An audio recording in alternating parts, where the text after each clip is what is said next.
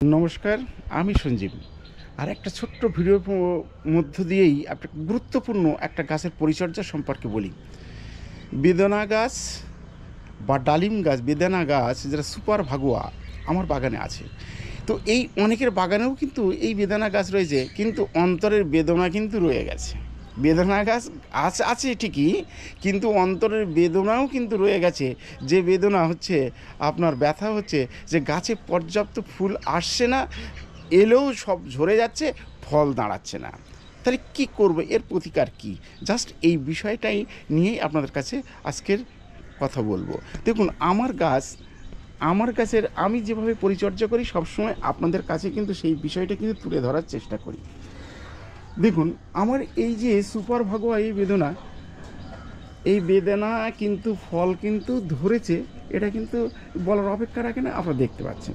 তাহলে এই যে ফলগুলো ধরে গেছে, এবারে কিন্তু আমি কিভাবে ধরাতে পেরেছি বা রাখতে পেরেছি, এবং দেখুন অজস্র কিন্তু ঝরে গেছে। প্রথম কথা বলি, গাছে ফল আনতে গেলে, ফুল আনতে গেলে, ফল তো নয়, প্রথমে ফুল। তাহলে ফুল আনতে গেলে আপনাকে একটু খাবার প্রয়োগ করতে হবে। যদি ভিটামিনের অভাব থাকে বা হরমোনের অভাব থাকে, এগুলোকে একটুখানি মেনটেন করতে হয়। অর্থাৎ বুস্টার 2 একবার প্রয়োগ করুন। বুস্টার 2 যদি একবার প্রয়োগ করেন, পর্যাপ্ত পরিমাণে কিন্তু ফুল আসতে শুরু করে দেবে। আর এই পর্যাপ্ত পরিমাণে ফুল এলে ফলটাকে ধরে রাখারও কিন্তু একটা ব্যাপার কিন্তু থেকে যায়। তাহলে এই ফুলটাকে কীভাবে ধরে রাখবেন এবং ফলে পরিণত হবে, তার আগে যখন আপনি বুস্টার 2 প্রয়োগ করছেন, সেই সাথে সাথে আপনি কিন্তু গাছে কিন্তু পর্যাপ্ত ব্যালেন্স খাবার কিন্তু আপনাকে দিতে হবে। ব্যালেন্স খাবার যা দেন, মিক্সার খাবার যাই আমরা প্রয়োগ করে থাকি, সেই সাথে সাথে কিন্তু আপনাকে এই পটাশ অর্থাৎ এসওপি 0050 বা লাল পটাশ এমওপি, এটাকে কিন্তু অবশ্যই কিন্তু খাবারের সাথে কিন্তু রাখবেন। এটা যদি সঠিকভাবে না থাকে, তাহলে কিন্তু ফুল ঝরতে কিন্তু বিশেষ তারা কিন্তু পারদর্শী, অর্থাৎ ফুল কিন্তু অবশ্যই কিন্তু ঝরে যেতে বাধ্য। তাই এই জায়গাটা কিন্তু খেয়াল রাখবেন। আর খাবার দেওয়ার সাথে সাথে, যেমন বুস্টার 2 প্রয়োগ করলেন, 1 লিটার জলে 1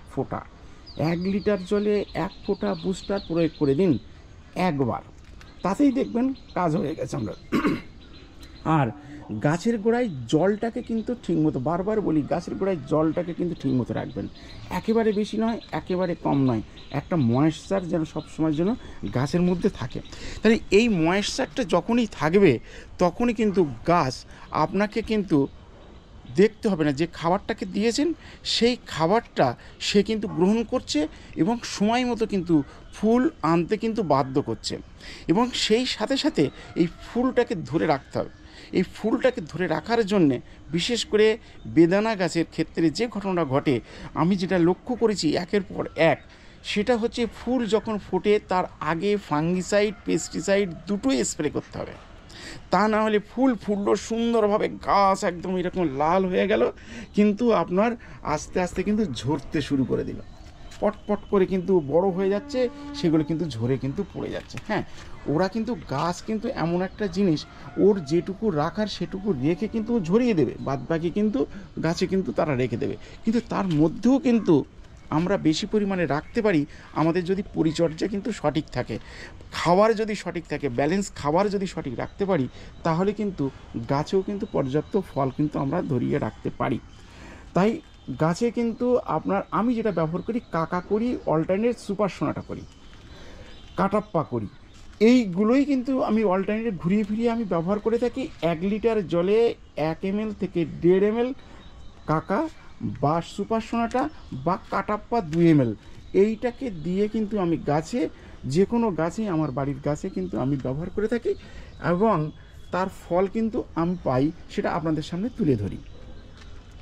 আর সাথে সাথে কী দেবেন, এনপিকে ব্যালেন্স, অর্থাৎ 20-20 বা 19-19 যার কাছে আছে, 1 লিটার জলে 1 চামচ, 1 লিটার জলে 1 চামচ, অর্থাৎ 1 থেকে 1.5 গ্রাম বা 2 গ্রাম দিয়ে স্প্রে করে দিন।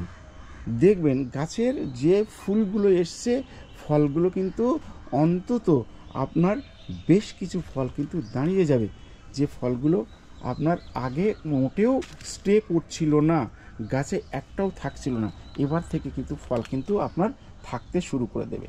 এবং গাছের গোড়ায় খাবার আপনি যেমন দিয়েছেন, বারবার খাবার দেওয়ার দরকার নেই, যা দিয়েছেন ওই খাবারেই কিন্তু ফল থাকবে। এরপরে যখন আবার ফলটা যখন এই বড় হয়ে যাবে, তখনই কিন্তু আরেকবার এইরকম বড় হয়ে যাবে, আর ফুল আসছে না, তখন একবার গাছে কিন্তু খাবার প্রয়োগ করে দিন, মিক্সার খাবার প্রয়োগ করে দিন, বা আপনার সেই সাথে সাথে এনপিকে আপনি প্রয়োগ করে দিন। তাহলে দেখবেন গাছে কিন্তু আপনার পর্যাপ্ত না হলেও আপনার আশাতীত ফল কিন্তু গাছে কিন্তু দাঁড়িয়ে গেছে।